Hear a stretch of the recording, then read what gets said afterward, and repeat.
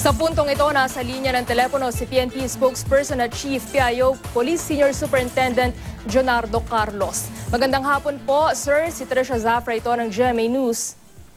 Yes, Ma'am Tricia. Good afternoon. Mula po kay Chief PNP Police Director General Ronald De La Rosa. Magandang hapon po sa inyong lahat. Ay sir, magandang hapon po. Sir, ano po ang latest sa ating monitoring at assessment ng security situation dito sa bansa sa gitna nga po ng nalalapit na pagsalubong natin sa bagong taon? Well, tuloy-tuloy yung inspeksyon na ginagawa ng ating mga regional directors, provincial directors sa kanilang mga nasasakupan, kasama na po yung ating mga police commanders, station commanders. Ito ay upang matiyak na yung pong mga pinagbabawal na paputok at saka yung mga pagpapaalala sa ating mga kababayan na huwag magpapaputok ng baril sa darating na New Year's Eve. So, yun naman pong mga transport terminals ay ating din pong binabantayan at sinisiguro na makakapaglakbay yung ating mga kababayan na maayos papunta sa kanilang mga probinsya na gusto pa rin nung over the weekend ay makasama ng kanilang mga pamilya. Sir, meron ba tayong na-detect na security threat? Kasunod pa nga rin po nung nangyaring pagsabog sa Hilongos, Leyte. Well, we looked at it as a different case, kasi hindi naman siya intended to show terror, It is more of a rest back doon sa pagkakahuli ng isang drug suspect.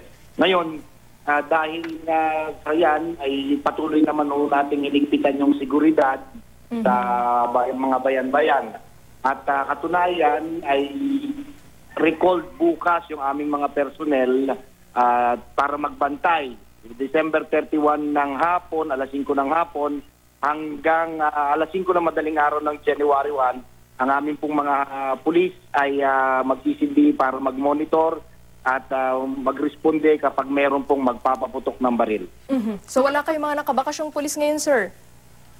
Well, yun pong nabigyan po ng pagkakataon na makasama ng mga pamilya at sila naman po ay directed na mag-report doon sa police station kung saan yung kanilang lugar o kanilang bahay ay nasasakupan nitong police station na to. They have to make the report at yung oras na binigay natin, yung alas 5 ng hapon hanggang alas 5 ng madaling araw, ay kailangan pong sila ay kasamang magmo-monitor at tutulong upang masiguro na hindi wala pong magaganap na pagpapaputok ng baril sa kanilang mga areas na kanilang kung nasaan po sila.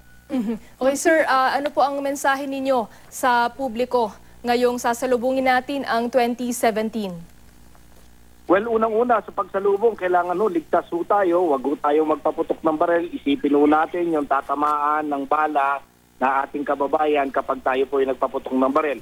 Ngayon, yung mga pagpapaputok po ng mga firecrackers, siguruhin na yung legitimate lang po, yung hindi po prohibited o pinagbabawal at hindi po malalakas na pagpaputok ang ating gamitin. Mas mabuti na tayong safe as we end 2016. At the same time, we welcome the new year na may bagong pag-asa.